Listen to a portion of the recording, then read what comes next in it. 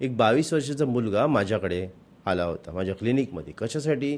तर पूर्ण अंगावरती प्रचंड प्रमाणामध्ये खाज येत होती आणि तो मला म्हणायचा की मला याला फंगल इन्फेक्शन झालं आहे आणि त्यामुळे शरीरावरती भरपूर खाज होते. मी त्वचारोग तज्ज्ञांकडे गेलो आहे. त्यांनी अँटी फंगल ड्रग्ससुद्धा दिले, आयुर्वेदिक ट्रीटमेंट केली, होमिओपॅथी ट्रीटमेंट केली, सगळ्या प्रकारचे उपचार माझे करून झाले, तरी पण हे फंगल इन्फेक्शन काही थांबत नाही आहे. काय करायचं मला कळत नाही आणि मला प्रचंड त्रास होतो आहे.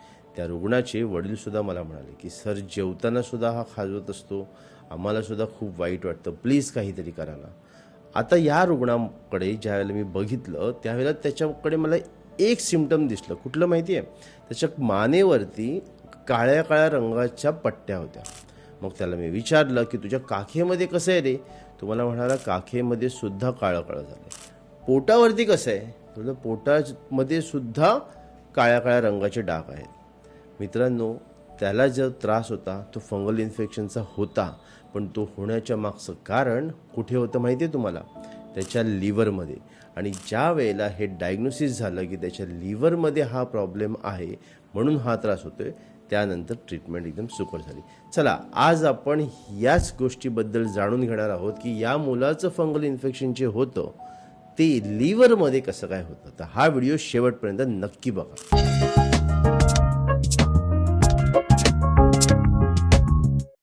नमस्कार मित्रांनो, मी आहे डॉक्टर सुशांत नागरेकर, आयुर्वेद तज्ज्ञ. गेले 15 वर्ष झाले आयुर्वेदाची प्रॅक्टिस मुंबई येथे करतोय. आमचं क्लिनिक ठाणे, नवी मुंबई, दादर आणि पुणे या ठिकाणी आहे. तर मित्रांनो, या रुग्णामध्ये काय झालेलं हे लक्षात घ्या. त्या रुग्णाच्या मानेवरती म्हणजे बरोबर या ठिकाणी काळ्या काळ्या रंगाचे डाग होते, पट्ट्या होत्या. त्यानंतर काखेमध्ये सुद्धा होते आणि पोटाच्या खाली जिथे पोट फॅट वाढलेलं असतं आणि सॅगिंग होतं पोट, त्या ठिकाणी सुद्धा काळे डाग होते. आता हे काळे डाग काय दर्शवतं माहिती आहे तुम्हाला? Insulin resistance. इन्सुलिन रेझिस्टन्स ज्या वेळेला असतो ना त्यावेळेला हे काळे डाग वाढतात आणि यामुळे आपल्याला समजतं की इन्सुलिन रेझिस्टन्स आहे. इन्सुलिन रेझिस्टन्स कधी वाढतो? ज्या वेळेला इन्सुलिन घेणाऱ्या ज्या सेल असतात ना त्या कमी होतात आणि इन्सुलिन रिसेप्टर सेल्स कमी होतात आणि हे कमी होण्याच्या मागचं कारण लिव्हर असतं आणि याच्यावरतून समजतं की त्या रुग्णाला फॅटी लिव्हर असणार आहे. मग ज्या वेळेला त्या रुग्णाची मी सोनोग्राफी केली त्यावेळेला समजलं की अरे ह्या रुग्णाला फॅटी लिव्हर आहे आणि फॅटी लिव्हरमुळे इन्सुलिन रेझिस्टन्स होता. आणि त्याच ठिकाणी आम्ही त्या रुग्णाचं लिपिड प्रोफाईलसुद्धा केलं होतं की लिपिड प्रोफाईल म्हणजे काय? तर कोलेस्ट्रॉल चेक केलं होतं. कोलेस्ट्रॉलमध्ये ट्रायग्लिसराईडची लेवल वाढलेली होती आणि HDL नावाचं जे कोलेस्ट्रॉल असतं ते कमी झालं होतं. आता या ठिकाणी गंमत बघा की तो प्रत्येक वेळेला अँटी फंगल ड्रग घेतोय.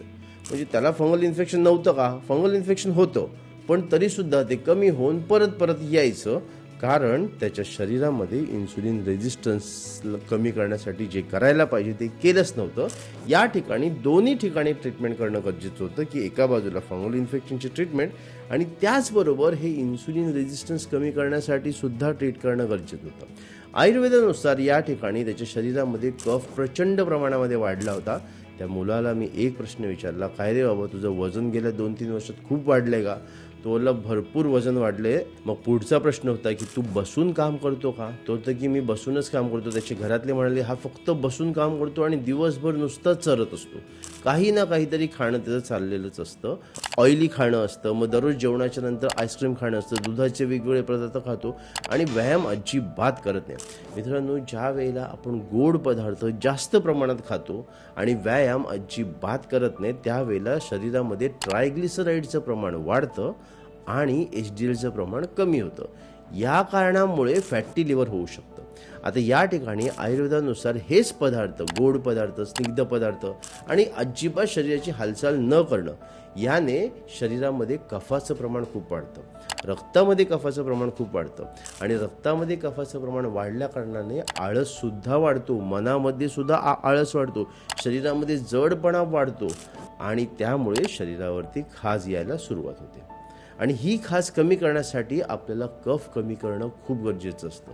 आता मला सांगा, याची ट्रीटमेंट आपण काय करणार? याची ट्रीटमेंट अतिशय सोपी होती, फक्त डायग्नोसिस होणं गरजेचं होतं. त्या रुग्णाला मी सल्ला दिला की बाबा तू 22 वर्षाचा आहे, तू सगळ्यात पहिलं एक काम कर, दररोज धावायला जा आणि असा काहीतरी व्यायाम कर की ज्याच्याने तुला भरपूर घाम येईल. आता घाम का येणं गरजेचं होतं? कारण बघा, ज्या वेळेला आपल्या शरीरातून घाम बाहेर जातो त्यावेळेला सुद्धा आपल्या शरीरामधून काही एक्सक्रिशन होत असतं. पण या ठिकाणी आपल्याला लक्षात ठेवायला पाहिजे की फंगल इन्फेक्शन असेल आणि अति घाम आला आणि तेच कपडे घालून देतं, फंगल इन्फेक्शन वाढतं. म्हणून ते सुद्धा त्याला मार्गदर्शन केलं. त्यानंतर त्याचे गोड पदार्थ पूर्णपणे बंद केले आणि त्याला प्रोटीनयुक्त आहार असा सुरू केला.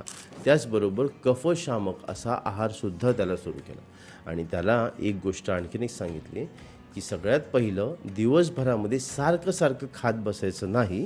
दिवसभरात फक्त 3 वेळा खायचं, सकाळचा नाश्ता, दुपारचं जेवण आणि रात्रीचं जेवण.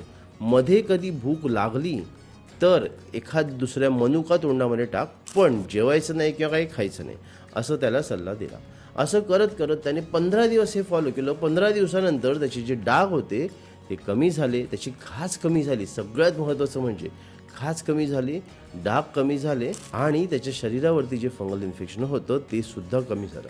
आता या ठिकाणी व्हायचं काय की खाज खूप जास्त यायची, तो खाजवायचा आणि तिथे जखमा व्हायच्या आणि त्या जखमा आणखीन चिघळायचा. जिथे खाज कमी झाली तिथे जखमा पण कमी झाल्या आणि त्याचा त्राससुद्धा कमी झाला.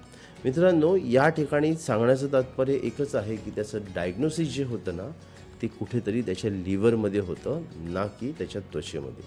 लिव्हरमध्ये ज्या वेळेला फॅटी लिव्हर रिव्हर्स व्हायला सुरुवात झाली, शरीरामध्ये जो कफ जमा होतो तो कमी व्हायला सुरुवात झाली, त्यावेळेला पुढे जाऊन त्याच्या शरीरामध्ये जी खाज होती ती कमी व्हायला सुरुवात झाली आणि पुढे जाऊन त्याचा त्रास हा बऱ्यापैकी कमी झाला.